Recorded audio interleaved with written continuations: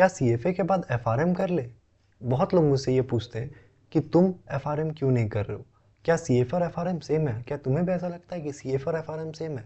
या तुम भी अभी डाउट में हो कि एफआरएम करे या ना करे? अगर कोई भी ऐसा तुम्हारा डाउट है तो आज की वीडियो तुम्हारे लिए। तो वीडियो एंड तक देखना। आज की वीडियो में डिस्कस करने वाले हैं कि मैंने एफआरएम क्यों नहीं किया और तुम्हें एफआरएम करना चाहिए या नहीं करना चाहिए। तो चलो स्टार्ट करते हैं। तो आज के वीडियो में हम लोग बेसिकली दो चीज़ डिस्कस करने वाले हैं।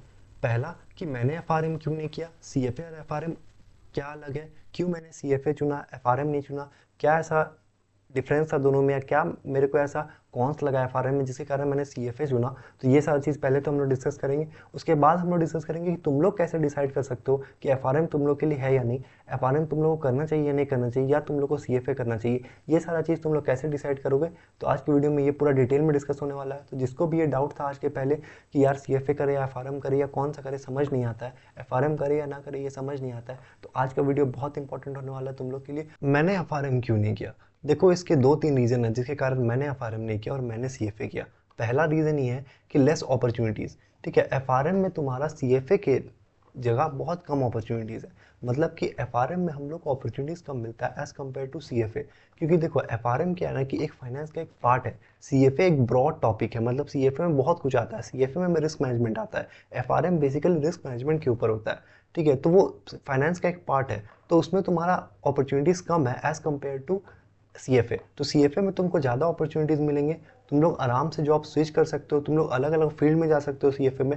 लेकिन रिस्क मैनेजमेंट क्योंकि एक बहुत छोटा फील्ड हो जाता है, मतलब फाइनेंस का एक पार्ट हो जाता है, तो उसके कारण क्या होता है कि उसमें अपॉर्चुनिटीज़ कम है एज़ कम्पेयर टू सीएफए करने के बाद जो हमें अपॉर्चुनिटीज़ मिलती है उससे उसमें अपॉर्चुनिटीज़ कम है। तो ये मेरा पहला रीज़न है कि मैंने क्यों सीएफए किया, एफआरएम नहीं किया। अब देखो, लेस अपॉर्चुनिटीज़ का ये मतलब नहीं है कि बैड करियर पाथ है। ठीक है, तुमको अगर ये लगता है कि अपॉर्चुनिटीज़ कम है, मतलब सीएफए से अगर अपॉर्चुनिटीज़ कम है तो बैड करियर पाथ है, तो ऐसा नहीं है। ठीक है, ये मिसकंसेप्शन है तुम्हारे में कि अगर अपॉर्चुनिटीज़ कम है कोई फील्ड में तो इसका मतलब है कोई बैड करियर पाथ है। ऐसा नहीं होता है। देखो, अगर कोई भी फील्ड में तुमको इंटरेस्ट है और तुम जा रहे हो और तुम उसके 1% टॉप बनते हो तो तुम बहुत पैसा कमाओगे और तुम बहुत सक्सेसफुल बनोगे।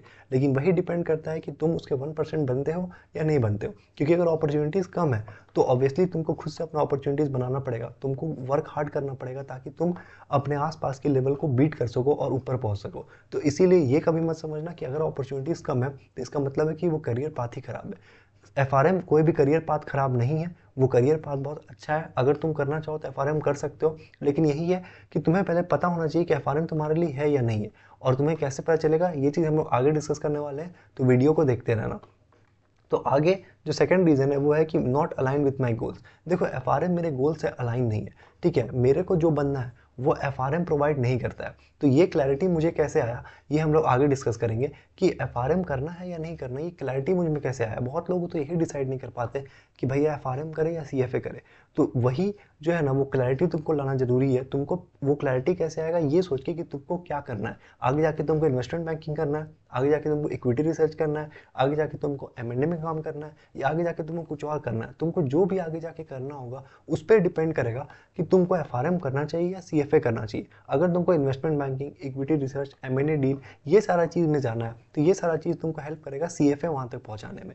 लेकिन अगर तुमको क्रेडिट एनालिस्ट बनना है या फिर तुमको रिस्क मैनेजमेंट के कोई डिपार्टमेंट में जाना है, ठीक है, कोई भी रिस्क मैनेजमेंट का डिपार्टमेंट में जाना है, कंप्लायंस में जाना है, ये सारी चीज़ में अगर तुमको जाना है तो ये तुमको एफआरएम हेल्प करेगा, ये तुमको सीएफए हेल्प नहीं करेगा।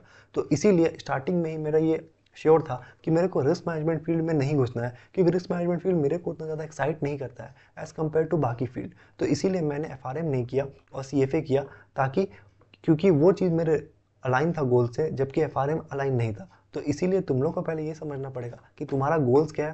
पहले अपना गोल्स देखो कि तुमको क्या बनना है, कौन से जॉब में जाना है। मैं ये नहीं बोल रहा कि एक जॉब फिक्स कर लो कि इस कंपनी का इस पोस्ट पे ही मुझे जाना है। उतना रिजिड मत रहना कभी भी, क्योंकि उससे तुमको बहुत ज़्यादा परेशानी होगा। हो सकता है तुम वो गोल पालोगे तो बहुत अच्छा है, लेकिन वो बहुत प्रॉब्लमेटिक साबित हो सकता है तुम्हारे लिए, क्योंकि स्टार्टिंग में एज अ फ्रेशर अगर तुम उतना रिजिड रहोगे तो बहुत प्रॉब्लम होगा। तो इसीलिए अपने लिए 2-3 करियर पाथ रखना। जैसे फॉर एग्जांपल इन्वेस्टमेंट बैंकिंग के लिए मैं ओपन हूँ, मैं वैल्यूएशन एनालिस्ट हूँ, उसके लिए ओपन हूँ, मैं इक्विटी रिसर्च के लिए ओपन हूँ, मैं M&A डील्स के लिए ओपन हूँ। तो ऐसे करके 2-3 पाथ तुम अपना डिसाइड कर सकते हो कि ये 2-3 पाथ में मैं जा सकता हूँ, मेरे को इसमें कोई दिक्कत नहीं है। अब वो 2-3 पाथ में जाने के लिए कौन हेल्प करेगा मेरा, तो उसके लिए तुमको रिसर्च करना पड़ेगा कि कौन हेल्प कर सकता है, CFA कर सकता है, FRM कर सकता है, क्या कर सकता है। अब देखो, ये चीज़ भी समझना होता है कि तुमको उस चीज़ में इंटरेस्ट है या नहीं है, तो वो भी समझना बहुत ज़रूरी है। और वो हम लोग को समझ आता है शॉर्ट टर्म कोर्सेज करके, कि जब हम लोग शॉर्ट टर्म कोर्सेज करते हैं, जैसे CFA तुम्हारे लिए है या नहीं, ये कोई मेरे से पूछता है तो मैं बोलता हूँ कि तुम NISM NCFM को सर्टिफिकेशंस करो, ताकि तुम लोग ये पता चल पाए कि CFA तुम्हारे लिए है या नहीं, CFA में तुमको मज़ा आने वाला है या नहीं। ठीक है। अब जो नेक्स्ट और थर्ड मेरा रीज़न है CFA करने का, FRM नहीं करने का, वो है कि CFA ऑलरेडी कवर करता है रिस्क मैनेजमेंट कॉन्सेप्ट्स को। तो CFA देखो, मैंने जैसे स्टार्टिंग बताया कि CFA एक ब्रॉडर टॉपिक है, तो CFA तुम्हारा ना ऑलरेडी कवर करता है जो भी रिस्क मैनेजमेंट कॉन्सेप्ट तुमको पढ़ाया जाता है FRM में, वो ऑलरेडी CFA कवर करता है। लेकिन हाँ, मैं ये बता देता हूँ कि CFA उसको उतना डेप्थ में कवर नहीं करता है जितना FRM करता है। तो इसीलिए अगर तुम CFA कर रहे हो तो तुम रिस्क मैनेजमेंट तो सीखोगे ही, पक्का है, उसके कॉन्सेप्ट सीखोगे, क्या होता है क्या नहीं होता, ये सारी चीज़ तुम सीखोगे ही। लेकिन अगर तुमको और डेप्थ में उसको समझना है, कि और तुमको ज़्यादा उसको समझना है कि कैसे होता है, और चीज़ों को गहराई में उतरना है, या तुमको उस फील्ड ही में घुसना है, तब तुमको FRM करना ज़रूरी है। वो तुमको CFA प्रोवाइड नहीं करेगा, क्योंकि CFA तुम्हारा रिस्क मैनेजमेंट का कोर्स नहीं है। CFA मेन कोर्स है तुम्हारा पोर्टफोलियो मैनेजमेंट का। वो और भी फील्ड आप एक्सप्लोर कर रहे हैं, लेकिन मेन जो आज तक CFA रहा है, वो रहा है पोर्टफोलियो मैनेजमेंट के लिए, कि तुमको एक पोर्टफोलियो मैनेजर, अच्छा पोर्टफोलियो मैनेजर फ्यूचर में कैसे बनाए। तो इसीलिए अगर तुमको रिस्क मैनेजमेंट में घुसना है तो FRM तुम्हारे लिए। लेकिन अगर तुमको रिस्क मैनेजमेंट नहीं घुसना है, और तुम्हारे पास उतना क्लैरिटी नहीं है स्टार्टिंग में कि यार हम रिस्क मैनेजमेंट में घुसे या नहीं घुसे, तुम थोड़ा से हेजी हो कि मेरे को रिस्क मैनेजमेंट घुसना है या नहीं घुसना है, तो उसके कारण तुम CFA में जाओ। क्योंकि अगर तुम हेजी हो तो वो बहुत छोटा फील्ड है, उसके बाद तुमको CFA करना पड़ेगा अगर तुमको उसमें मज़ा नहीं आया तो इसीलिए पहले ही तुमको समझना ज़रूरी है थोड़ा सा, कि तुमको किस फील्ड में मज़ा आता है। और ऑलरेडी अगर तुम FRM कर रहे हो, उसके बाद CFA करना चाहते हो, तो कोई दिक्कत नहीं। देखो, अगर तुम FRM कर रहे हो, CFA कर रहे हो साथ में, ठीक है, और तुमको दोनों में इंटरेस्ट है, तुमको दोनों में मज़ा आ रहा है, तो कोई प्रॉब्लम नहीं है। लेकिन अगर तुम CFA के फील्ड में जा रहे हो, मतलब कि जैसे इन्वेस्टमेंट बैंकिंग हो गया, इक्विटी रिसर्च हो गया, तो मेरे हिसाब से, मेरा जो नॉलेज है उसके हिसाब से, मेरे को लगता है कि FRM उतना ज़्यादा तुमको वैल्यू ऐड नहीं करेगा एज़ कम्पेयर टू जितना CFA करेगा। ठीक है। अब समझते हैं कि तुम लोग कैसे डिसाइड कर सकते हो कि FRM तुम्हारे लिए है या नहीं है। ये चीज़ तुम लोग कैसे अपने लिए डिसाइड कर सकते हो, क्योंकि बहुत लोगों को ये कन्फ्यूजन होता है कि भैया हम FRM करें या नहीं करें, हम CFA करें या नहीं करें, कैसे डिसाइड करें कि CFA मेरे लिए है या FRM मेरे लिए है, कैसे हम लोग डिसाइड करें। तो पहले हम लोग बात करते हैं उस कैंडिडेट के लिए जो CFA का ऑलरेडी कैंडिडेट है। मतलब कि अगर तुम CFA लेवल 1, CFA लेवल 2 कर रहे हो, और तुम लोग सुन रहे हो कि FRM के बारे में, देखो, हर फाइनेंस स्टूडेंट जो पहले स्टार्ट करता है, जो CFA के बारे में सुनता है, वो ज़रूर FRM के बारे में सुनता है, और सबके दिमाग में ये चीज़ रहता है कि यार हम CFA करें या FRM करें। मेरे को भी स्टार्टिंग में ये चीज़ दिमाग में था कि यार हम CFA के लिए जाएँ या FRM के लिए जाएँ, मेरे को कन्फ्यूजन था स्टार्टिंग में। क्यों? क्योंकि सब नया फील्ड है ना, तुमको सुनने में आता है। हम लोग जितना MBA से रहते हैं कॉन्टैक्ट में कि यार MBA हर कोई दूसरा इंसान कर रहा है, वैसे आसपास CFA और FRM नहीं होता है। अब बहुत ज़्यादा लोग CFA कर रहा है, FRM भी कर रहा है, लेकिन पहले 1-2 साल पहले, 3-4 साल पहले उतना जो लोग नहीं करता था CFA FRM। तो इसीलिए हम लोग को पता नहीं चल पाता है कि हम लोग को वो फील्ड में जाना है या नहीं जाना है। तो इसीलिए तुमको पहले समझना होगा कि अगर तुम ऑलरेडी CFA कर रहे हो, लेवल 1 या लेवल 2 कर रहे हो, तो तुम्हारे पास ऑलरेडी आंसर है कि तुमको FRM करना चाहिए या नहीं करना चाहिए। कैसे?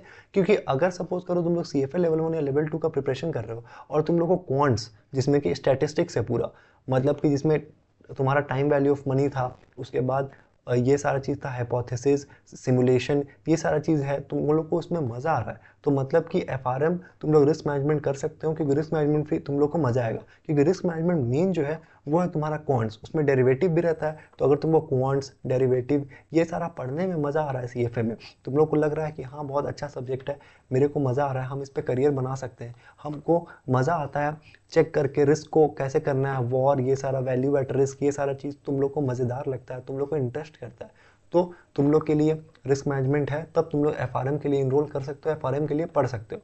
ठीक है। लेकिन अगर तुम लोगों को क्वांट लगता है कि यार जैसे तैसे निकाल रहे हैं, मेरे को तो एकदम पसंद नहीं है, हमको तो दूसरा सब्जेक्ट पसंद है, फिक्स इनकम पसंद है, या मेरे को तो फाइनेंशियल स्टेटमेंट एनालिसिस पसंद है, मतलब कोई और सब्जेक्ट पसंद है, इक्विटी पसंद है, लेकिन हमको क्वांट उतना ज़्यादा नहीं अच्छा लगता है, मेरे से क्वांट बनता ही नहीं है, बहुत दिक्कत होता है, ये सारा चीज़ है तुम लोग में दिक्कत, तो तुम लोग एफआरएम के लिए मत जाओ, क्योंकि तुम लोग के लिए फिर एफआरएम शायद उतना ज़्यादा बेनिफिशियल नहीं होगा, क्योंकि तुम लोग को उतना मज़ा नहीं आएगा फिर एफआरएम।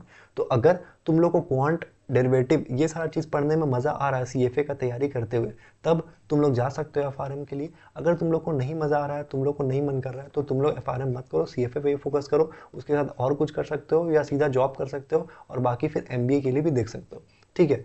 तो अब हम लोग आते हैं ये इस चीज़ पे कि अगर कोई सीएफए नहीं कर रहा है, वो अभी डिसाइड कर रहा है, अभी वो तुरंत 12th पास किया है, ग्रेजुएशन में गया है, और वो डिसाइड कर रहा है कि यार हम सीएफए करें या एफआरएम करें। ये बहुत सारा क्वेश्चन उठता है कि सीएफए करें एफआरएम करें, सीएफए करें एफआरएम करें।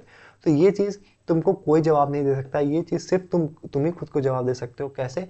कि शॉर्ट टर्म कोर्सेज करके। इसका एक ही जवाब जो मेरे को लगता है कि वो है शॉर्ट टर्म कोर्सेज करके। तो अगर तुम फाइनेंस फील्ड में जाना चाहते हो और तुमको कन्फ्यूजन हो रहा है कि सीएफए करे या एफआरएम करे, तो सीएफए के लिए तुमको ऑलरेडी मैं बता चुका हूँ कुछ कुछ कि तुम क्या एनआईएसएम एनसीएफएम का सर्टिफिकेशंस कर सकते हो, कि सीएफए तुम्हारे है या नहीं जानने के लिए, या फाइनेंस तुम्हारे लिए है या नहीं जानने के लिए। तो वैसे ही मैं आज की वीडियो में 2 कोर्सेज बताने वाला हूँ जो कि जिसको कि अगर तुम करने का ट्राई करते हो या देखते हो, तो तुम लोग उसे डिसाइड कर सकते हो कि एफआरएम तुम्हारे लिए है या नहीं है। तो सबसे पहला चीज़, पहला कोर्स जो है वो है बैंकिंग एंड फाइनेंशियल मार्केट्स और रिस्क मैनेजमेंट, ठीक है। ये मैं थोड़ा सा इसमें मिटा देता हूँ ताकि तुम लोग को नाम अच्छा से दिख सके कि क्या है, ठीक है।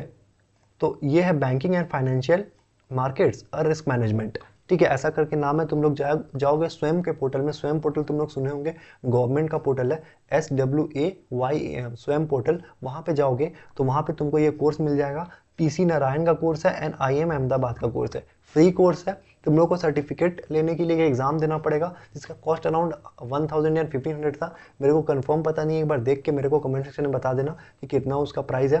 तो उसके लिए तुमको सर्टिफिकेट लेने के लिए वो करना पड़ेगा, लेकिन उसके पहले अगर तुम लोग को पढ़ना है तो ये कोर्स तुम लोग पढ़ सकते हो, फ्री में तुम लोग पढ़ सकते हो, कोई दिक्कत नहीं है। IIM अहमदाबाद, IIM बैंगलोर ये कोर्स ऑफर करता है। एंड द नेक्स्ट कोर्स है जो एलिसन के बारे में, जो मैंने प्रीवियस वीडियोस में भी अपना बताया, अगर तुम लोग ने देखा होगा तो फ्री रिसोर्सेज जो कि सीएफए के लिए, वो लिंक डिस्क्रिप्शन मिल जाएगा, जाके चेकआउट करना। तो उसमें भी मैंने बताया कि एलिसन नाम का एक वेबसाइट है जहाँ पे तुम जाके देख सकते हो कि फ्री रिसोर्सेज में बहुत अवेलेबल है, मतलब कि फ्री कोर्सेज बहुत अवेलेबल है बहुत सारे फील्ड का। तो मैंने जाके चेकआउट किया, मैंने सर्च किया कि रिस्क मैनेजमेंट तुम लोग कहाँ से पढ़ सकते हो, तो मेरे को इसमें भी एक कोर्स मिला जो कि है डिप्लोमा इन रिस्क मैनेजमेंट। तो ये कोर्स भी तुम लोग कर सकते हो, या तुम लोग ये कोर्स कर सकते हो, या फिर और कोई कोर्स तुम लोग को वैसा लगता है करने का तो तुम लोग कर सकते हो। मैंने एक एग्जांपल दिया है ताकि तुम लोग को ज़्यादा ढूंढना ना पड़े। तो अगर तुम लोग को एफआरएम में जाना है और तुम लोग को ये डाउट है कि एफआरएम में मेरे को जाना चाहिए या नहीं जाना चाहिए, तो शॉर्ट टर्म कोर्सेज करके देखो, फ्री कोर्सेज करके देखो, यूट्यूब में पढ़ के देखो। मतलब मेरा इससे क्या है, अगर मैं समराइज करूँ तो कि उस टॉपिक के बारे में पढ़ के देखो जो टॉपिक तुमको उसमें पढ़ाया जाने वाला है। एफआरएम में रिस्क मैनेजमेंट पढ़ाया जाने वाला है, क्वांट्स पढ़ाया जाना है, डेरिवेटिव पढ़ाया जाना है, क्या तुम लोग देखो कि उसमें क्या पढ़ने वाले हैं हम लोग, ठीक है। जाके उसका करिकुलम चेक करो, उसका सिलेबस चेक करो जाके कि उसमें क्या पढ़ाई होने वाला है। अगर तुम लोग को लगता है कि हाँ ये पढ़ाई है मेरे लिए, मेरे को इस पढ़ाई में मज़ा आएगा, तो डेफिनेटली करो एफआरएम। क्योंकि देखो एफआरएम और सीएफए में बहुत ज़्यादा पैसा लगता है, तो तुम लोग पहले ही श्योर हो जाओ कि तुम लोग को उसमें घुसना है या नहीं घुसना है, तो तुम लोग के लिए बहुत बेनिफिशियल होगा, तुम्हारा टाइम भी सेव होगा, तुम्हारा कॉस्ट भी बचेगा। तो मेरे को ज़रूर बताना कमेंट सेक्शन में कि तुम लोग को ये वीडियो कैसा लगा। तुम लोग को और वीडियो चाहिए एफआरएम में तो वो भी मेरे को बता देना, कोई और टॉपिक पे वीडियो चाहिए वो भी मेरे को बता देना।